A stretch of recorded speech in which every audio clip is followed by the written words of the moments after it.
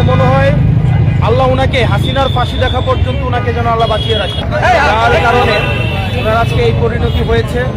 একটা ক্লিনিক্যাল একটা অপারেশনের মধ্য দিয়ে উনি গিয়েছেন, তাকে মেডিকেলের অত্যাচারের মধ্য দিয়ে গিয়েছেন। আমার মনে হয় আল্লাহ উনাকে হাসিনার ফাঁসি দেখা পর্যন্ত উনাকে যেন আল্লাহ বাঁচিয়ে রাখেন। ওনাকে সেটি দেখে যেতে আল্লাহ যেন ওই জিনিসটা ওনাকে দেখায়, যার কারণে ওনার আজকে এই পরিণতি হয়েছে। শারীরিকভাবে ওনাকে জেলের মধ্যে চিকিৎসা নিতে দেওয়া হয়নি। আমরা শুনেছি যদি কোনো ডাক্তার ওনাকে চিকিৎসা করতে আসতেন তখন ওই ডাক্তারকে হয়রানি করা হতো 18 পরবর্তী সময়ে, এবং ওই ডাক্তারকেও বিভিন্ন ডাক্তারকে ভয়ভীতি দেখানো হতো ওনাকে যখন চিকিৎসা করতে আসতো।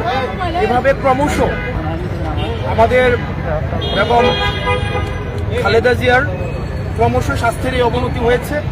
আমরা আল্লাহর কাছে দোয়া করি, সারা দেশবাসী আজকে ওনার জন্য দোয়া করছে। সারা বাংলাদেশের প্রত্যেকটা প্রান্তে প্রত্যেকটা দলের মানুষ, মতের মানুষ, বেশিরভাগ বিরোধী প্রত্যেকটা রাজনৈতিক দলের মানুষ, পৃথিবীর সবাই ওনার জন্য দোয়া করছেন।